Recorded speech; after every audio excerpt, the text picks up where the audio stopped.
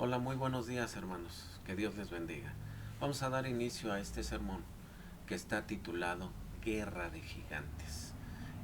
Vamos a ver qué grandes enseñanzas podemos encontrar aquí en el primer libro de Samuel, en el capítulo 17, desde el versículo 1 hasta el final.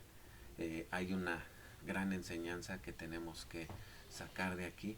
Voy a tratar de verla en este sermón. Es largo el tema, es largo el capítulo, pero vamos a tratar de abarcarlo todo. ¿Sí? Entonces, vamos a comenzar. Y para empezar, hermanos, quisiera darles un poquito de contexto acerca de este capítulo 17. Este Saúl es el rey de Israel, pero ha desobedecido a Dios. Y Dios rechaza su realeza. Esto lo vemos en el capítulo 15.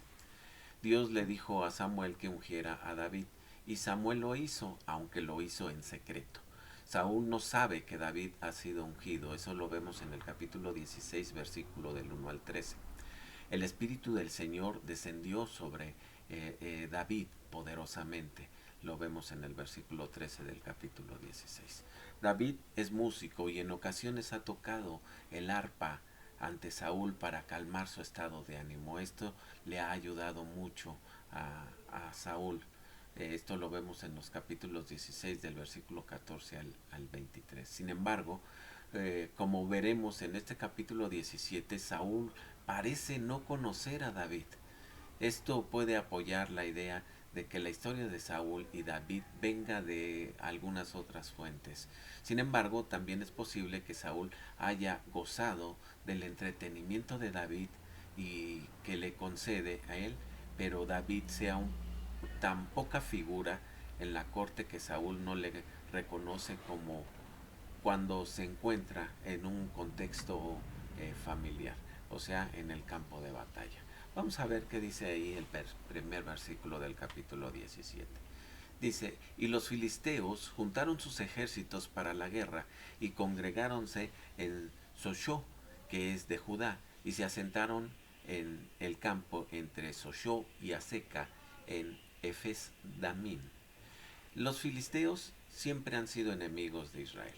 Desde cuando Israel ocupaba la tierra prometida, durante la época de los jueces, Sansón luchó contra los filisteos, jueces 13, del 13 al 16, y más recientemente los filisteos han destruido Silo y capturaron el arca del pacto, capítulos 4 y 6 de la primera carta de Samuel. Eh, las amenazas de los filisteos fue lo que instigó a los ancianos de Israel a pedir un rey que les gobernara. Este es el capítulo 8. Saúl morirá en manos de los filisteos. Esto pasará en el capítulo 31. El conflicto con los filisteos seguirá presente durante el reinado de David, pero se apaciguará con la llegada de Salomón. No obstante, el conflicto regresará con la división de la monarquía. Eso lo vemos en las cartas, en los libros de Reyes y de Crónicas. La palabra Palestina viene de la palabra hebrea Felistín, que significa filisteo. Y los filisteos, dice la palabra de Dios, se juntaron sus ejércitos para la guerra y se congregaron ahí en Soshó, que es de Judá, y se asentaron en el campo entre Soshó, Aseca y Efesdamín. Soshó Azteca está más o menos como a unas 15 millas, o sea 24 kilómetros al oeste de Belén, que es la ciudad natal de David, y Jerusalén, que era la capital de David cuando éste fue rey. En este momento Jerusalén se encuentra en las manos del Jebuseo. Versículos 2 y 3 dice, y también Saúl y los hombres de Israel se juntaron y se asentaron en el campo, en el valle de Alcornoque, y ordenaron la batalla contra los filisteos. Y los filisteos están sobre un monte de una parte, e Israel estaba sobre el otro monte en la otra parte del valle entre ellos. Estos versículos no aparecen en el leccionario, pero se dan la imagen de los filisteos en una montaña Israel y en la otra en el valle de por medio. y hay un valle de por medio. En este momento en la que Israel concierne, en lo que a Israel concierne, este valle se parece al valle de la sombra de muerte. Había un valle entre estos dos grupos guerreros. Versículo 4 al 7. Salió entonces un varón hebreo, literalmente el hombre entre dos, del campo de los filisteos, que se puso entre los dos campos. Este se llamaba Goliat de Gat, y tenía la altura de 6 codos y un palmo, y traía un almanaque de acero en su cabeza, e iba vestido con corazas de planchas, y era el peso de la coraza de 6000 siclos de metal. La altura más o menos es como de 2 metros 90 centímetros la que tenía este hombre, y su peso era aproximadamente de 250 a 300 kilos. En realidad era un hombre gigante, era un monstruo.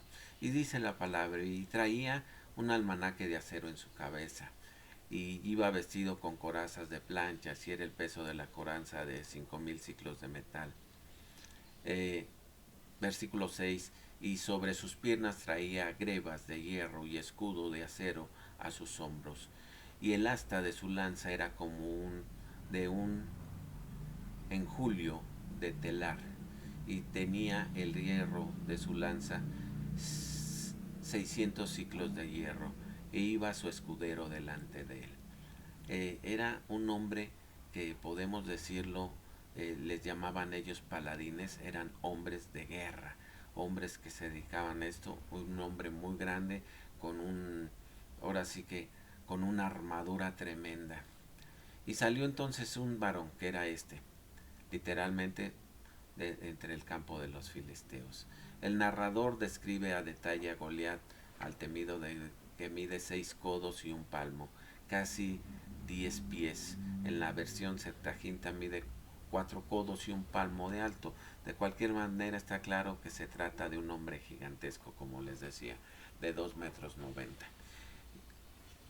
Y nos narra aproximadamente lo que traía y lo que pesaban, la cota de la malla que traía, y, y el metal era aproximadamente de 57 kilos, grebas de hierro que protegían sus piernas, y un escudero que llevaba el escudo de Goliat, que era bastante alto.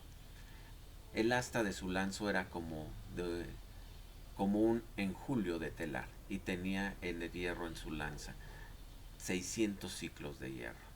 Era entre su lanza, tiene un asta pesada, y son 600 ciclos de hierro, como 7 kilos aproximadamente. Hasta este momento no se menciona una espada, pero pronto veremos que Goliat también llevaba una espada en los versículos 50 y 51. El punto es que Goliat era tan grande que ningún hombre normal puede derrotarle, y va tan bien protegido que ningún arma le puede hacer daño, y también armado, que tiene múltiples opciones de los que escoger la mejor para matar a su oponente. Es realmente lo que estamos describiendo en estos versículos, un hombre poderoso, ¿sí? Y vamos a leer los versículos del 8 al 11. Y paróse y dio voces a los escuadrones de Israel, diciendo: ¿Para qué salís a la batalla? ¿No soy yo el filisteo y vosotros los siervos de Saúl? Escoged de entre vosotros un hombre que venga contra mí. Si él pudiere pelear conmigo y me venciere, vosotros seremos vuestros siervos. Y si yo pudiere más que él y lo venciere, vosotros seréis nuestros siervos y nos serviréis. Y añadió el filisteo: Hoy yo he desafiado el campo de Israel. Dadme un hombre que pelee conmigo. Y oyendo Saúl y todo Israel estas palabras del filisteo, se turbaron y tuvieron gran temor. Vamos a explicar un poquito esto. Cuando dice que se paró y dio voces a los escuadrones de Israel, diciéndoles: ¿Para qué salís a dar batalla? Yo soy el filisteo y vosotros los siervos de Saúl. Escoger de entre vosotros un hombre que venga a mí. Esta es una intimidación, una guerra psicológica, diseñada para engendrar temor en los corazones de los israelitas. Si el filisteo, a quien solo se nombra en los versículos 4 y 23, una manera de menospreciar, tiene éxito en su intimidación, y en los versículos 11 nos dice que lo tiene, seguramente ha ganado muchas batallas antes de empezarlas. Cuando reyes se convencen de que no pueden ganar o que no suelen ganar, soldados que se ven derrotados se echan a correr o se esconden en vez de mantenerse firmes contra el enemigo. Este filisteo no necesita ser un gran guerrero para avanzar la causa filistea, solo necesita saber intimidar. El gigantesco filisteo propone un desafío. En vez de poner en riesgo a los dos ejércitos, invita a los de Israel a escoger un hombre para presentárseles. El filisteo gigante representará a los filisteos, y los dos lucharán hasta la muerte. La nación del que pierda será sierva de la nación que gane. Y cuando oyó esto Saúl y todo Israel, estas palabras del filisteo, se turbaron y tuvieron gran temor. Versículo 11. Como esperaban los filisteos, las palabras de aquel gigante habían sembrado temor en el corazón de los israelitas, incluyendo en el corazón del rey David, el rey de Israel. El filisteo ya ha cumplido su primer objetivo. Para los filisteos la batalla está medio ganada, pero para Israel está perdida. Muchas veces, queridos hermanos, nosotros, antes de pelear la gran batalla, ya estamos derrotados, porque decimos, ¿y qué tal si no? Pongamos un ejemplo. Cuando salimos a evangelizar y decimos, vamos a ir a evangelizar y vamos a llevar la palabra de Dios, muchos nos atemorizamos, porque ese gran gigante, como el que nos describen aquí en estos versículos de la palabra de Dios, nos dice, tú no vas a poder, tú no tienes palabras, tú no sabes, tú no... Y ya ahí la guerra empieza a perderse. ¿Por qué? Porque nos atemorizamos, porque no hemos vencido ese gigante que es el temor, que ya vimos la semana pasada. Nos amedrentamos, y más con las palabras de este filisteo que les estaba diciendo, y las palabras de nuestra voz interior, o la voz de Satanás que nos dice, tú no puedes, tú no sabes, tú no tienes ninguna capacidad. Lo mismo pasaba con el pueblo de Israel en estos momentos. Sigamos leyendo los versículos del 12 al 18. Dice la palabra de Dios, y David era hijo de aquel hombre efrateo de Belhem de Judea, cuyo nombre era Isaí, el cual tenía 8 hijos, y era este hombre en el tiempo de Saúl viejo y de gran edad entre los hombres. Y los 3 hijos mayores de Isaí habían ido a seguir a Saúl en la guerra. Y los hombres y los nombres de sus 3 hijos que habían ido a la guerra eran Eliab, el primogénito, el segundo Abinadab y el tercero Samam. Y David era el menor. Siguieron pues los 3 mayores a Saúl. Empero David había ido y vuelto de con Saúl para apacentar las ovejas de su padre en Belén. Venían pues aquel filisteo por la mañana y la tarde y se presentó por 40 días. A mí me resalta mucho esta palabra de 40 días. Hemos escuchado que en la palabra de Dios muchas veces se menciona estos 40 días. 40 días estuvo el Señor Jesucristo en ayuno, en oración. 40 días estamos viendo aquí que fue este filisteo a estar amenazando a los israelitas. Y esta palabra de 40 días la encontramos muchas veces en la Biblia. Y dijo, versículo 17, y dijo Isaí a David su hijo, toma ahora para tus hermanos un efra de este grano tostado y estos 10 panes y llévalos prestos al campamento a tus hermanos. Y llevarás asimismo estos 10 quesos de leche al capitán y cuida de ver si tus hermanos están buenos y toma prendas de ellos. La historia sobre ahora pasa a David, un joven que no se parece nada al filisteo. David es el hijo menor de un anciano, Isaí. La historia se parece mucho al relato anterior de José en Génesis 37. Isaí tiene 3 hijos mayores en el frente de batalla y David es solo un corredor que lleva comida a sus hermanos y transmite mensajes, un pastor que cuida un rebaño de su padre en Belén, a 15 millas o 24 kilómetros del campo de batalla. Las provisiones que David debe llevar al campo de batalla son cuantiosas. Un efa, media fanela o más o menos entre 15 y 20 litros de trigo, 10 barras de pan y 10 quesos. Se supone que David tiene un burro que lleva su carga, pero no se dice cómo consigue llevar tantas cosas. Necesita un día para caminar 15 millas tirando del burro cargado de provisiones. En parte Saúl depende de los frutos de la tierra para alimentar a su ejército, pero también depende de las contribuciones de los familiares. David también está encargado del rebaño de Isaí. No sabemos qué ha tenido que hacer para asegurar que el rebaño quede bien cuidado en su ausencia. Los comentarios de David en los Salmos acerca de los pastores nos hacen pensar que ha encontrado manera de mantener sano y salvo el rebaño mientras él falta. Quizás Isaí cuide las ovejas mientras David atienda a sus hermanos. El narrador interrumpe aquí para decirnos que el filisteo se acerca a los israelitas 2 veces al día, por la mañana y por la tarde, para desafiarlos, y que esto ocurre 40 días, es decir, mucho tiempo.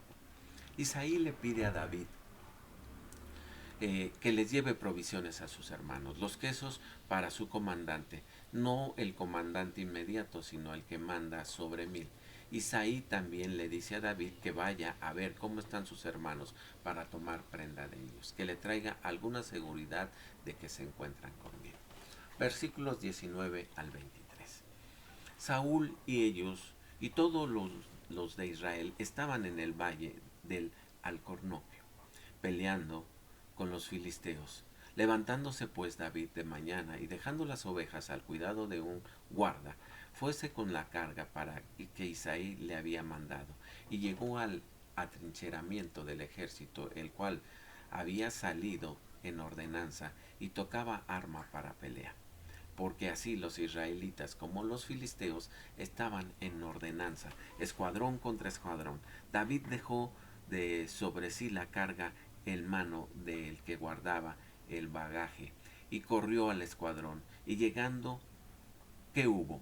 Preguntaba por sus hermanos si estaban buenos, y estaban él hablando con ellos. He aquí aquel varón que se ponía en medio de los campos, que se llamaba Goliat, el filisteo de Gat, salió de los escuadrones de los filisteos y habló las mismas palabras, las cuales oyó David.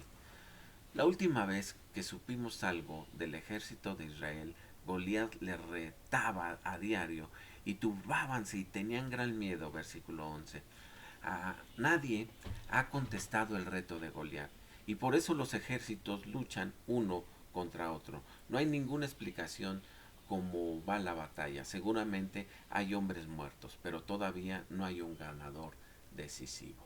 David deja las provisiones con el guarda en el bagaje y se acerca a sus hermanos, mientras Goliat sale para repetir su reto, tal como le ha dicho día tras día. Dadme un hombre que pelee, grita en el versículo 10. Los soldados ya están acostumbrados a oír esa burla de parte de Goliat, pero es la primera vez que la oye David. Versículos 24 al 27. Todos los varones de Israel que veían a aquel hombre huían de su presencia y tenían gran temor. Y cada uno de los de Israel decía: ¿no habéis visto a aquel hombre que ha salido? El que se adelanta para provocar a Israel. Al que le venciere, el rey le quitará le enriquecerá con grandes riquezas, y le dará a su hija, y hará franca la casa de su padre en Israel. Entonces habló David a los que junto a él estaban, diciendo: ¿qué hará al hombre que venciere a este filisteo y quitare el aprobio de Israel? ¿Por qué? ¿Quién es este filisteo incircunciso para que provoque a los escuadrones del Dios viviente? El pueblo le respondió las mismas palabras diciéndole: así se hará al hombre que lo venciere. El gran, el gigante filisteo causa temor en los corazones de los israelitas. Nadie se atrevía a salir al campo de batalla con el gigante ahí. A pesar de que Saúl era prometido grandes recompensas para quien lo logre, los soldados hablan entre sí de la recompensa, riqueza, matrimonio con la hija del rey y la libertad. No estamos seguros de lo que significa libertad en este contexto, puesto que los israelitas ya son libres. Quizás se refería a la libertad de impuestos o de tener libre acceso al rey. David les pide a los soldados que repitan las recompensas prometidas a quien mate al filisteo y quitar el aprobio de Israel. Esta frase es importante. David no solo se preocupaba por la recompensa, pero también por la vergüenza que ha caído sobre Israel. El filisteo no solo ha humillado a Israel, pero también ha humillado al rey de Israel, y él es Dios, es Jehová. Veamos los versículos 28 al 30. Y oyéndole hablar Eliab, su hermano mayor, con aquel hombre, Eliab se encendió en ira contra David y le dijo: ¿para qué te has descendido acá? ¿Y a quién has dejado allá con aquellas pocas ovejas en el desierto? Yo conozco tu soberbia y la malicia de tu corazón, que para ver la batalla has venido. David respondió: ¿qué he hecho yo ahora? Estas no son palabras. Y apartándose de él hacia atrás, hacia otros, habló lo mismo y respondiéndole lo del pueblo como lo primero. Este es el típico caso de las rencillas entre hermanos, como la que existía entre José y sus hermanos en Génesis 37. Eliab es el hijo mayor de Isaí, un hombre alto y apuesto. Como primogénito disfruta de una posición privilegiada en la estructura familiar. Se le conoce como el líder entre los hermanos y se le debe una doble porción de la herencia, como se lee en Deuteronomio 21 del 15 al 17. David, siendo el octavo hijo de Isaí, es por lo menos 8 años menor que Eliab, quizás más. El hecho de que David ha sido asignado a cumplir las labores de la casa y de mensajero sugiere que aún no tiene edad para estar en el campo de batalla. El campo de batalla es mundo de hombres, un mundo de machos. Eliab recibe con gusto las provisiones de David, pero no le sienta bien verle hablar con los soldados de la recompensa que un soldado valiente puede recibir si derrota al gigante filisteo sin la ayuda de nadie. En el campo de la batalla, David es como un pez fuera del agua. A Eliab le parece ridículo que David confronte al gigante y reclame las recompensas, y por eso responde como responde. Eliab le recuerda a David cuál es su lugar: con el rebaño, en el monte, no en el campo de batalla. No solo a causa de David la osadía, sino también un boyerismo malvado, del deseo de ver a los hombres en combate, de presenciar la violencia y de sentir emoción de que acompaña la victoria o a la agonía de la derrota. Se trata de estar de esta situación de vida o de muerte como si fuera un deporte de espectador.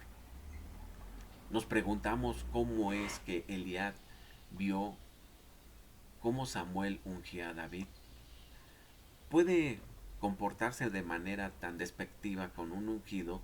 Hay dos posibilidades. Primero, que los hermanos mayores les cueste reconocer a los hermanos menores aun cuando estos hacen cosas importantes. David, según ellos, todavía no ha hecho nada que merezca reconocimiento. Segundo, Eliab no tiene la fe ni la visión que tiene David. Esta es una de las razones por la cual el Señor rechazó a Eliab en el capítulo 6, versículos 6 y 7. David responde al desdén de Eliab de la misma manera desdeñosa. ¿Qué he hecho yo ahora?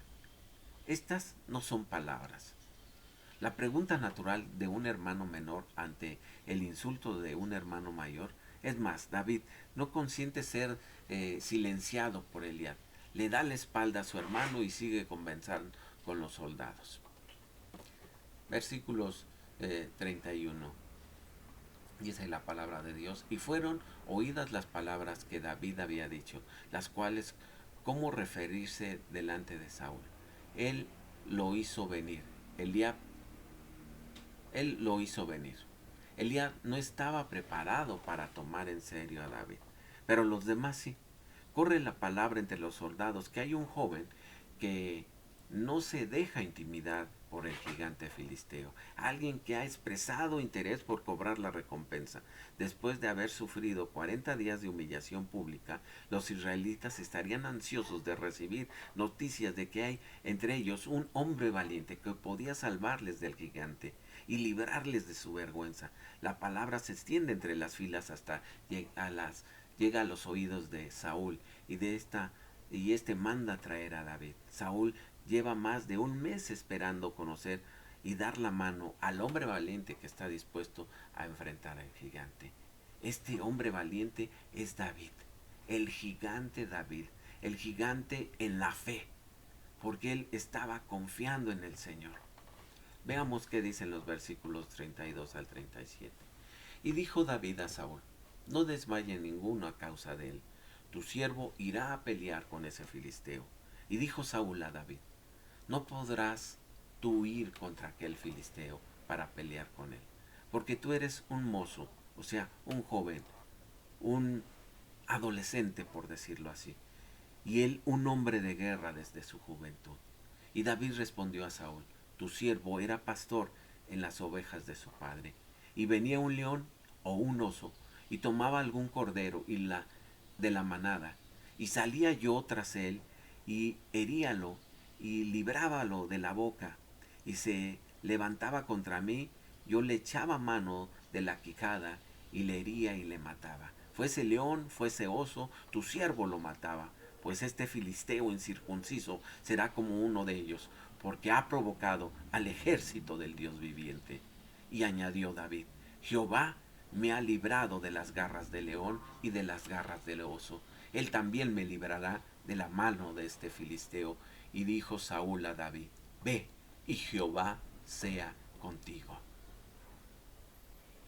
En el versículo 32, donde dice: y dijo David a Saúl: no desmaye ninguna causa de él, tu siervo irá a pelear. David ofrece luchar contra el filisteo y muestra su desdén hacia él, llamándole este filisteo en vez de llamarle por su nombre. No podrá tú ir contra aquel filisteo para pelear, le dice Saúl, porque tú eres un mozo y él un hombre de guerra. Saúl dice lo que ya es obvio: David era un niño, y esto es un trabajo de hombres, y la ley dice que los israelitas debían de entrar en la guerra a la edad de 20 años para arriba. David era solamente un adolescente, y él un hombre de guerra desde su juventud.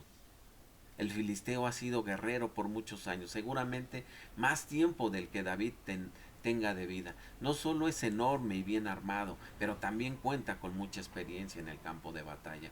No hay manera de saber a cuántos hombres ha matado. Un filisteo ha gritado: dadme un hombre que pelee conmigo. Pero David no es un hombre, como puede Saúl enviar a un niño contra un gigante. Y David respondió a Saúl: tu siervo era un pastor de las ovejas de su padre, y venía el león o el oso y tomaba algún cordero de la manada, y salía yo tras él a herirlo y libraba de la boca, y se levantaba contra mí y le echaba mano de la quijada y lo hería y mataba. Fuese león, fuese oso, tu siervo lo mataba. David se defiende diciendo que sí está preparado. Como pastor ha tenido que luchar contra osos y leones para proteger a su rebaño. No solo ha podido ahuyentar a los animales, pero también los ha matado. El gigante filisteo no le da más miedo que uno de esos leones o osos. Si David puede luchar contra esos animales feroces, también puede luchar contra el filisteo. Pues este filisteo incircunciso será como uno de ellos, dice David. Aquí David lleva el argumento al campo teológico. Aquí, ¿quién es este que se atreve a retar a Israel? ¿Un filisteo sin circuncidar? uno de esos impuros, un hombre que vive fuera del favor del Señor. Ese es el pensar de David. ¿Y por qué ha provocado al ejército del Dios viviente? Aún más, este filisteo ha provocado al ejército de Dios viviente. Este es un punto. La fuerza no se encuentra en el ejército de Israel. En realidad su ejército no es más que un grupo militar compuesto de ciudadanos, granjeros, artesanos, mercaderes y otros que solamente cumplen con su deber temporal de proteger a su nación y a sus familias en contra del ejército filisteo, para salvar a Israel. Su fuerza no viene de la destreza de sus militantes, ni de su valor propio.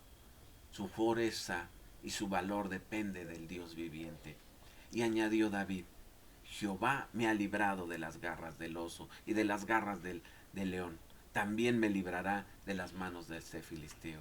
Un gigante que tiene el apoyo de un Dios. Nadie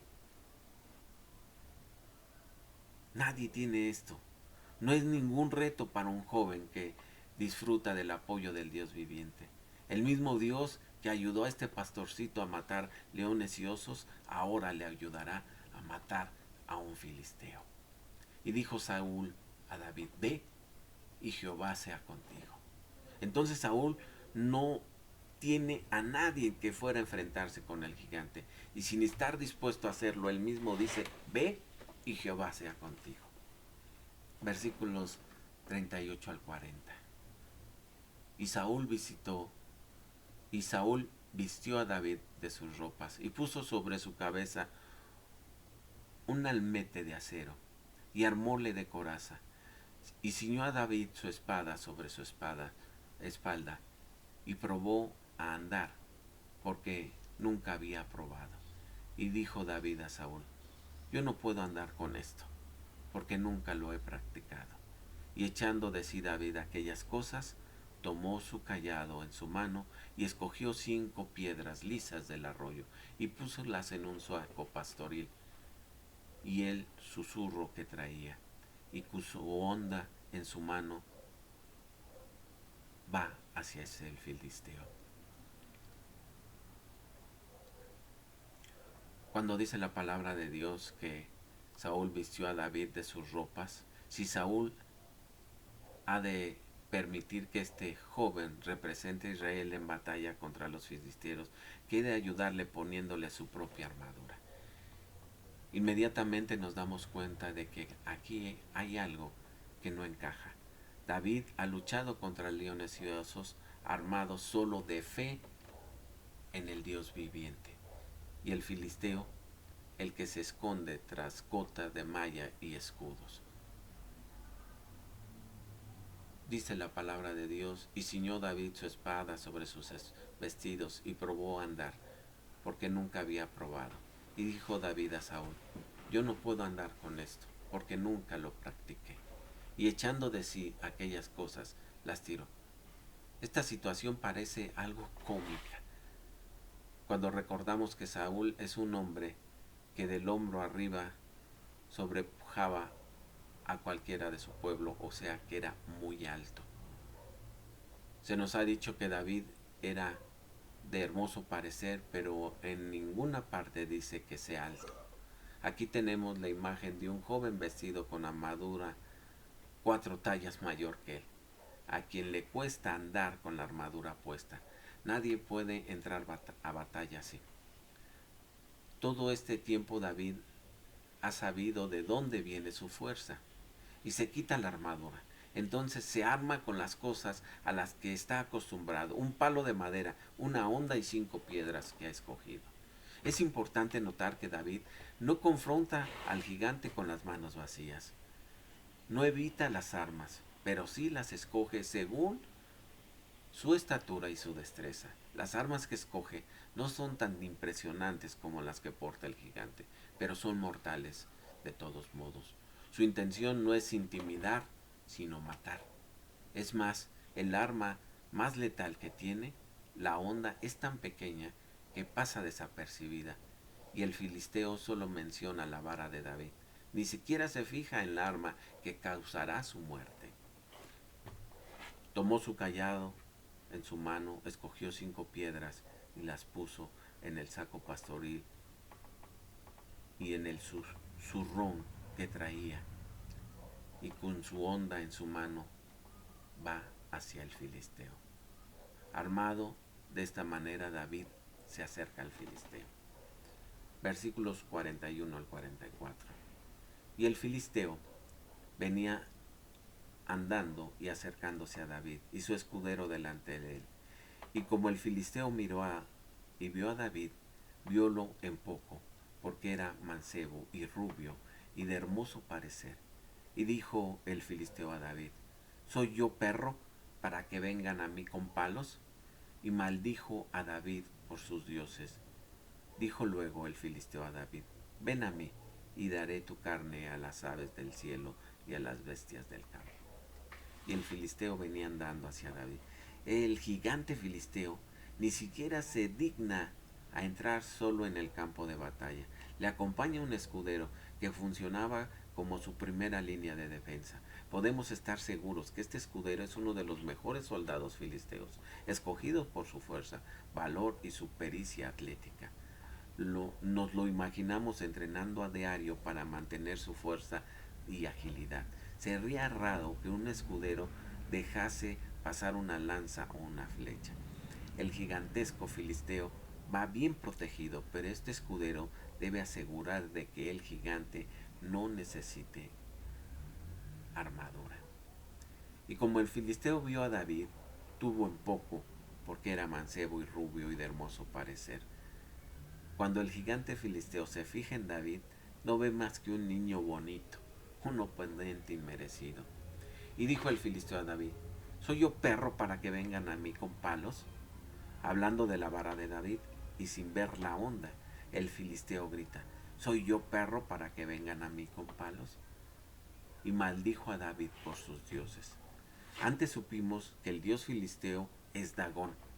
Cuando los filisteos capturaron el arca de Dios, ellos metiéronla en la casa de Dagón y pusiéronla junto a Dagón. Pero el siguiente día, los de Asdod se levantaron de mañana, y he aquí que Dagón, postrado en tierra delante del arca de Jehová. Pusieron a Dagón en su lugar, pero el próximo día otra vez lo encontraron caído sobre su rostro. Esta vez su cabeza y manos habían sido cortadas. Los filisteos concluyeron: no quede con nosotros el arca de Dios de Israel, porque su mano es dura sobre nosotros y sobre nuestro Dios Dagón.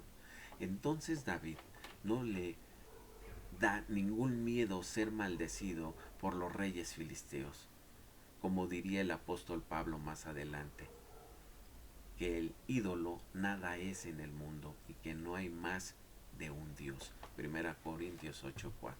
David ya sabía esto muchos siglos antes. Dijo luego el filisteo a David: Ven a mí, y daré tu carne a las aves de los cielos y a las bestias del campo. Entonces el gigante filisteo trata de intimidar a David, y de nuevo, con las mismas tácticas que le han venido antes, invita a David a iniciar la batalla y amenaza con entregar la carne de David a los pájaros y animales de las salvajes. Esto sería algo especial y repugnante para los de Israel, quienes valoran los ritos apropiados del entierro, que se encuentran en muchos libros de la Biblia: Deuteronomio, Génesis, Josué. Sigamos adelante, versículos 45 al 47. Entonces dijo David al filisteo: Tú viniste a mí con espada y con lanza y escudo, mas yo vengo a ti en el nombre de Jehová de los ejércitos, de los escuadrones de Israel, que tú has provocado. Jehová te entregará hoy a mi mano, y yo te venceré y quitaré tu cabeza de ti, y daré hoy los cuerpos de los filisteos a las aves de los cielos y a las bestias de la tierra.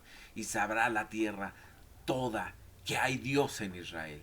Y sabrá toda la congregación que Jehová nos salva con espada y lanza, porque de Jehová es la guerra, y él os entregará en nuestras manos. Entonces David dice aquí, explicando estos versículos, David dijo al filisteo: tú vienes a mí con espada y lanza y escudos, mas yo vengo a ti en el nombre de Jehová de los ejércitos, el Dios de los escuadrones de Israel, que tú has provocado. Jehová te entregará hoy mismo. David no se deja intimidar por el gigante y sus amenazas. Se acuerda de que el gigante filisteo deriva su poder de su espada y su lanza y jabalina, pero que de él deriva el poder del nombre de Jehová de los ejércitos, el rey de los escuadrones de Israel. David no clama tener experiencia militar o pericia atlética cuando le habla a Saúl de los leones y de los osos que había matado. Dejó claro que fue el Señor que lo salvó de esos animales, que sería el Señor que ahora le salvaría de este gigante filisteo. Es el Señor a quien él ha retado. Yo te venceré y quitaré tu cabeza. David le explica su plan, un plan que debe de parecer absurdo a este gigante filisteo. David matará al gigante y le cortará la cabeza. No solo se alimentarán de él los pájaros y animales salvajes, pero los soldados del ejército filisteo compartirán su destino. El propósito de hacer esto es que sabrá la tierra toda que hay Dios en Israel.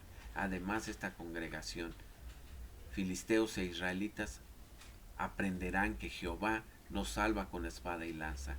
También aprenderán de Jehová es la guerra, y que Israel prevalecerá porque el Señor os entregará al gigante del ejército filisteo en sus manos.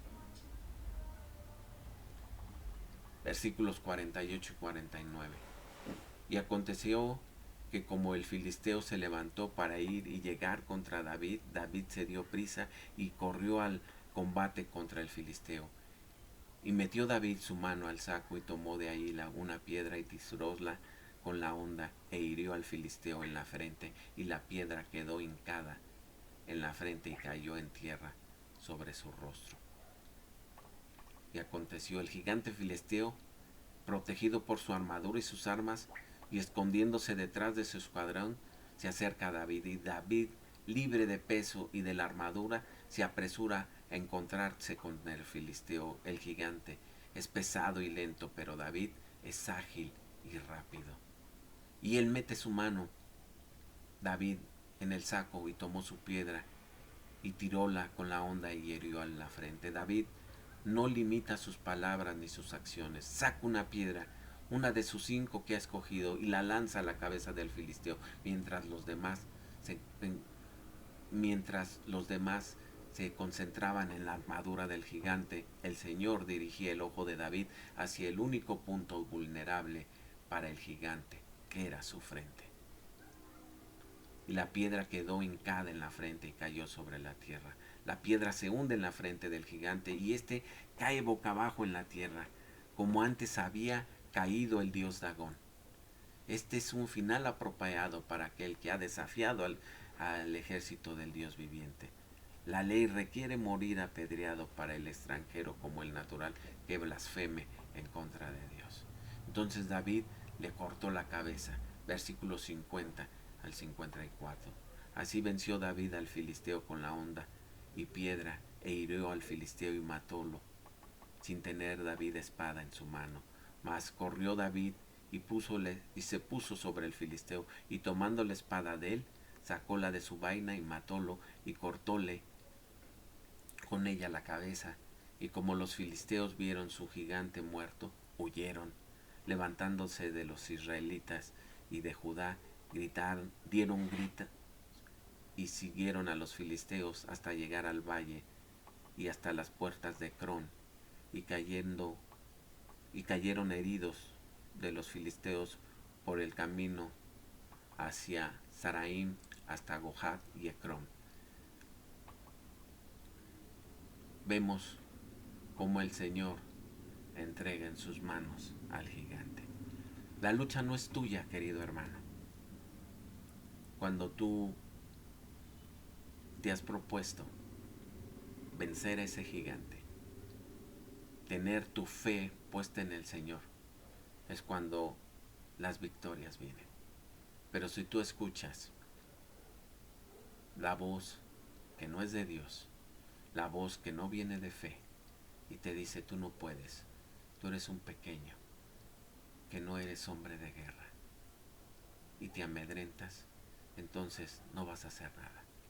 El Señor va a obrar en ti si tú confías en Él. No en tus fuerzas, no en lo que sabes, no en lo que crees. Tu confianza debe de estar siempre en el Señor, como le estuvo la confianza de David. David ganó la batalla y tú también puedes ganar esas batallas que el día de hoy te están asediando.